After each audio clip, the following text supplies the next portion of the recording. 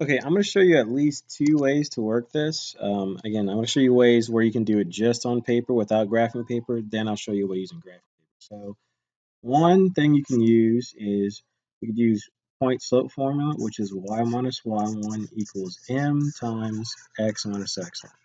Now, the important thing to note is that m still stands for slope, like we're used to, and the x1, y1 is this point right here. So the x1 being, that's the x coordinate, the y1 being right here, that's the y coordinate. So like right here, these are two values that you could just plug those right in.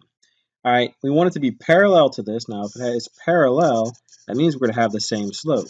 So since it has the same slope, I'm just going to steal the slope from this equation, the slope being -2. Since the slope is -2, I'll just replace that m with a -2. And then the x stays in x, and then the x1 is the x coordinate here, the y1 is the y coordinate here, so y minus the y1, I'll use that number 3, and then carry everything else down. And I want to write an equation of this line. This I'm technically done. I just have the equation in point slope form. So if it's okay to put the equations in point slope form, then you're done. If you'd rather put it in slope intercept form, all you have to do is just move this little, get the y by itself basically. So -2x, if I distribute this, x minus 0 is just nothing. And then I'm going to swing the 3 over here. I'm going to add the 3 on both sides, and then boom, you have slope intercept form. And you'll notice even though it has the same slope, it has a different y-intercept, which is what we expect. Now this one is actually trivially easy because this is the y-intercept because the x-coordinate is 0, but I can do this. If you're more of a visual person, you can plot the point 0, 3. Okay, there it is right there. And I can notice the slope is -2, so down 2 over 1. And I just have to write the equation of this line. Well, since the y-intercept is given, I can already see my y-intercept is right there. It's +3. And then the slope has to be the same. So there's your equation. That's a way of doing it on graphing paper. Here's a third way of doing it. Okay, if you don't like point slope form, maybe you prefer slope intercept form. So y equals mx plus b. Okay, you can still plug the values in temporarily and solve for the y-intercept. So for here, -2 is still your slope. And instead of leaving x alone, I'm going to plug in the 0 for x. And I'm going to have b. I'm just going to carry the b down right here. And then this one right here, I'm going to plug in the 3. And I'm going to use this to solve for the b. But if you notice 3 equals, if I simplify this thing right here, then I'm going to get 3 equals 0 plus b, which means 3 equals b. So that means my y-intercept is 3. So that means it's y equals, well, mx plus b, y equals mx plus b. But since my m is -2, it's -2x plus b, my b is 3. So that's 3 ways to do it.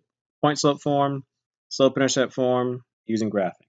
Now this one's going to be a little less trivial because they don't just directly give you a y-intercept. They give you an x-intercept but not a y-intercept. But here's how we're going to do it.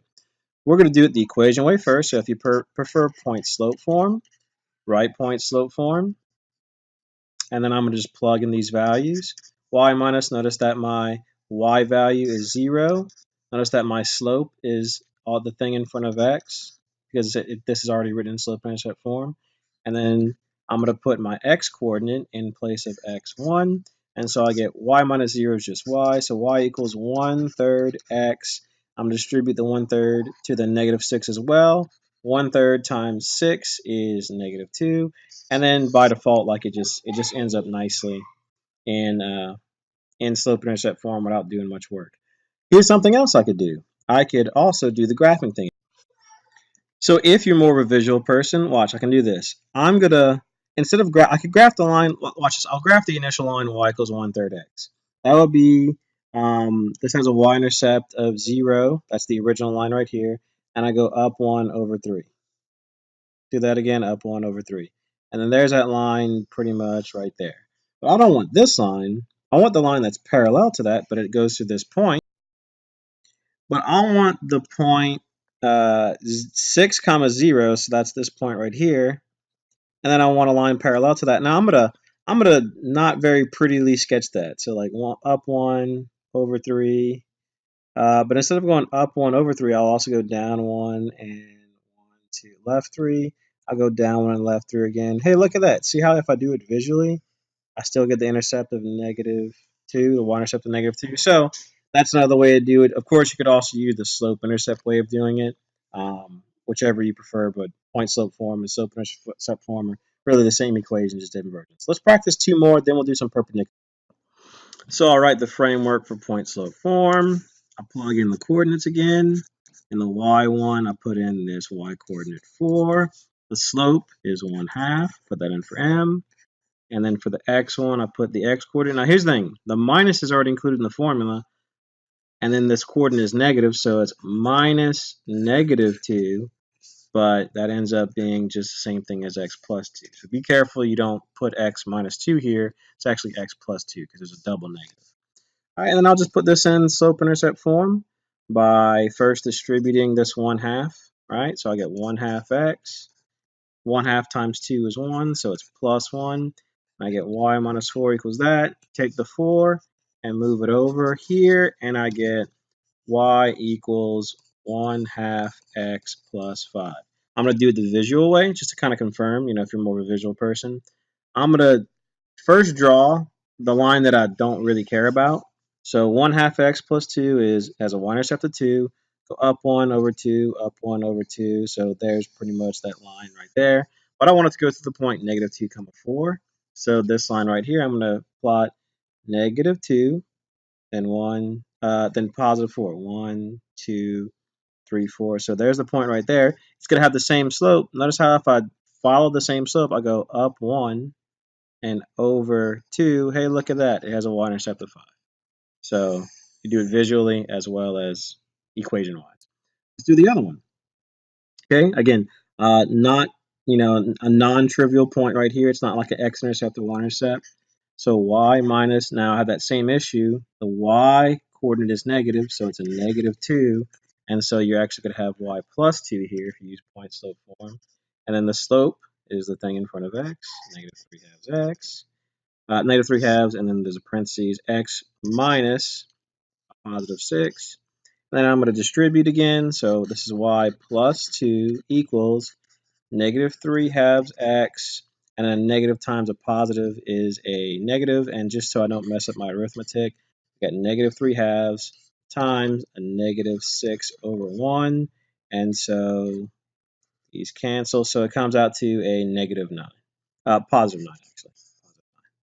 And then move the 2 over, subtract 2, and we get y equals -3/2 x plus 7. If I want to do it visually, just to show you that it does work, I'm going to plot that point, 6, -2, 6 on the x-coordinate, -2 in the y-coordinate, and then I'm just going to follow the slope. The slope is down 3, and then over 2. But since that doesn't take me towards the x-axis, instead I'm going to go left 2 and up 3. I'm going to keep doing that until I hit the x-axis. I'm going to go left 2 and up 3. I'm going to go left 2 and then up 3. Hey, shocker, look at that. It takes me to the y-intercept of positive 7. So this equation is the right way to do it. Let's try at least one where we do perpendicular. Okay, notice that all these are parallel, so I just grab directly the exact slope. Perpendicular, what do we have to do different? Instead of grabbing the actual slope, how do we change it? Think about that first. So if I was doing parallel, which I'm not, I'm doing perpendicular this time. When I write an equation that's perpendicular, okay, since it's perpendicular, I'm going to flip and reverse the slope. So instead of it being -2/3 and me keeping that, I'm going to flip that number, which takes me to 3/2, but I'm going to negate it. So the slope is -3/2.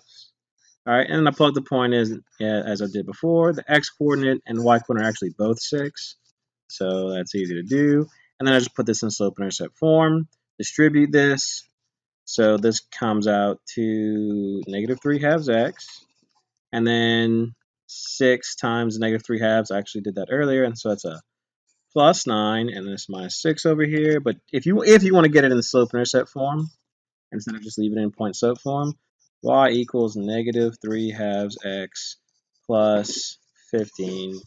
And if you want to do it visually, let's take the point, 6, 6.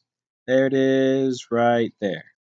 Now, I want to not go up 2 and over 3, which, by the way, notice what happens with that. If I go up 2 and over 3, That's a line that's like this.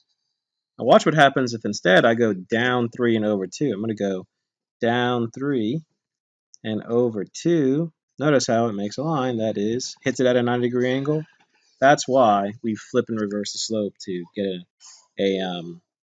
it perpendicular. Now you won't be able to see it graphically, but you can probably believe if I just kept going up like this that it would hit, really high up. I guarantee you it would hit 50.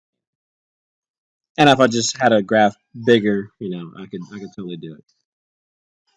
All right, and you can try these other two on your own for practice. So feel free to try this.